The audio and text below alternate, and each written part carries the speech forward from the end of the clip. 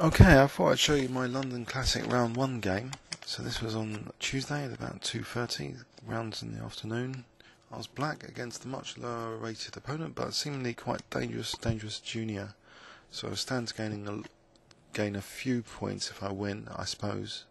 I'm feeling about lots of points if I lose. So JD Tenioso, I think he's got a UCF rating about 1900. Not sure he's got a FIDE. So I was black. He plays an ultra solid system though. He plays bishop g5 followed by e3. So he's going to get a very solid pawn triangle. This is an interesting thing to just play as white. Kind of Trompovsky-ish. With basically, I mean, I played g5 to try and liven things up here though, and knight h5. But I already actually overlooked something. Bishop e5. I thought I would just play rook g8, but then I noticed, hang on, rook g8 and bishop h7. Actually, what is Fritz thinking about this? That is better for white. Yeah, that's probably winning. So in this position though, just either knight g7 or maybe bishop g7. Is bishop g7 okay? But yeah, so knight g7. Alright, let's turn that off. f6 is a disaster, bishop g6. Check. Okay, so anyway, for some reason he played knight e5, and I've had my first sort of bit of relief that I could take this bishop. Although he's got h-file pressure, I thought I could neutralise it with the bishop on g7. I didn't try and win that pawn because I thought queen h5 would be quite crunching. Let's have a quick look. If I win this pawn, how do I get murdered? Let's place queen h5. If I protect, then knight takes f7. So if queen f7, bishop g6, I think that'll be the end of the game. So anyway, you shouldn't really try and do active operations when underdeveloped. So I just kicked the knight first. I was hoping that bishop b5 wasn't crushing in some weird way. I didn't think it was. Bishop b5. If queen f3 here, I just take the knight. So basically, I kick the knight back. So knight f3. Now bishop g7. Plays knight d2. After knight d2, knight d7, c3. Still, in terms of pawn structures and like the pawn structure videos, this pawn chain we haven't looked at, but it's like ultra solid. You know, whereas black's pawn breaks, if I ever play for c5, it looks as though it's a token effort to play cd. He's always take ed and have pressure on e6. So I was just wondering about what sort of pawn structure transformation to use, and it eventually occurred to me after like thinking for half an hour here that a6 might be useful, and you won't believe the reason I came.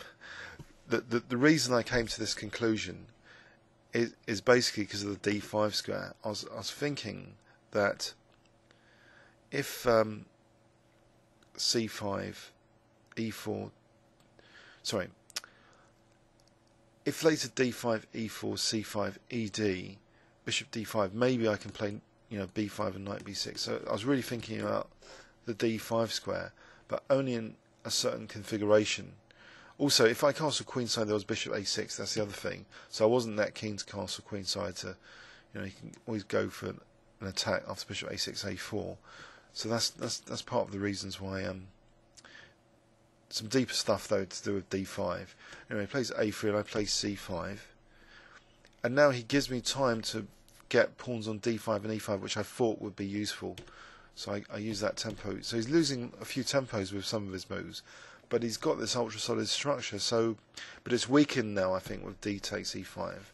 I'm extending this bishop on this diagonal, and this is going to become important later. So he plays f4 as well, a bit reckless with his pawns. But on the other hand, there could be some justification here because of the h-file pressure and g5. And what do I do about my king? I can't castle kingside, I can't castle queenside because of bishop a6. So I came out with something quite radical. I just walked my king to c7 with king d8. I just didn't think he'd be able to exploit my king just casually coming to c7. Oh, let's engine check that if that's a problem. Is that a tactical problem here? No, it seems black's okay. at first glance. Turn that off. So castle's queenside, king c7. Now knight h2, so he might be coming to g4. Also the f pawn is a bit vulnerable in the f file. But on the other hand, his e3 is backwards, so I'm tying him down a bit to that, and I play now b5. After rook here, I was a bit concerned about my king and f7 being liability, so I move it to b8. So I've manually castled queenside. Not only that, the bishop's got a longer diagonal than before with no pawn on d4, and I might be playing b4 at the appropriate moment. In fact, I use the moment now, so even conceding d4 to the knight hopping back. It's going to take 2 moves to hop back. In the meantime, I'm going to try and rip open the king side. So I play c4 and then a5. So I'm giving up d4. Not so controversial. Bishop a4, and I use an exchange stack now to accelerate undermining this pawn chain. I think you dare not take. Oh, let's engine check that one. What happens if he takes on e8? I just thought this was going to be enough compensation. If king c2, I was a mate in 3 with queen e4, because king d2, there's c3 check here, and then b1 queening. So king e1, b1 queen mate. So that's perfectly sound, cool. And if king b1 here, then queen takes a3, forget the bishop, I'm threatening again some nasties. So say bishop does move. What is the threat here? Oh, it's simply queen a2. That's interesting. I didn't actually see that at the time. I would have to work it out. I just thought there was compensation. If nothing else, though, to just, in this position, just to take in here is fine. There's enough compensation. So, yeah, it's all good news now, but it wasn't so clear earlier. So b takes c, he does knight d4. I just take on b2, and I come up with just bishop takes d4 just to get the queen away from a3, so I can take on a3 because that nasty pin.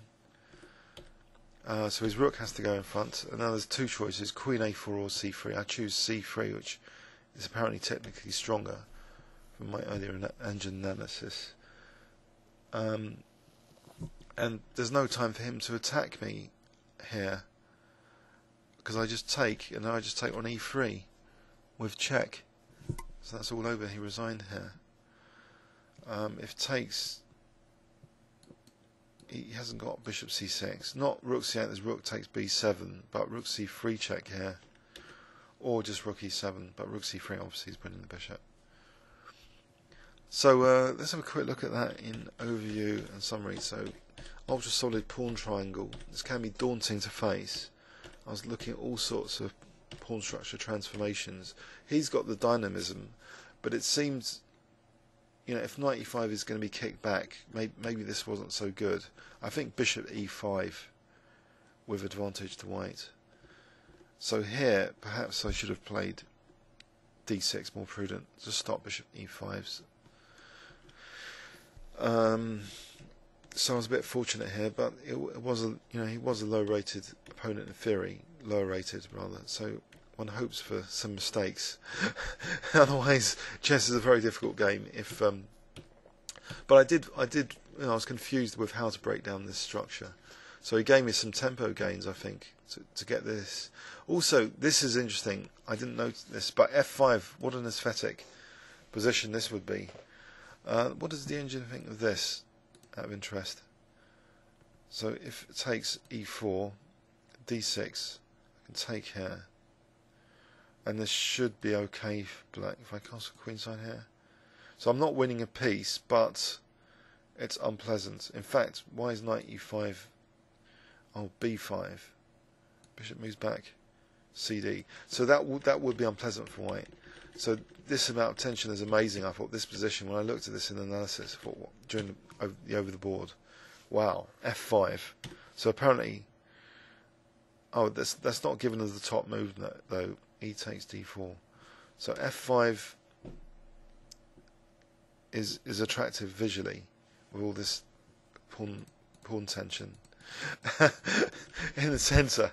I don't know if you've seen a position like that before. But apparently there's other moves like e takes d4 is okay. So he didn't play for e4, and he let me play e5. So I had a backward pawn to play against. When I manually castled the king, some of my problems, issues were eased. And then just extending this bishop now, this battering with a4, and a5 and b4. So this got me my first point in the FIDE Open, which is a good time to look at the game against the IM from yesterday and what happened. So he resigned here after queen e3. Please leave any comments or questions on YouTube. Thanks very much.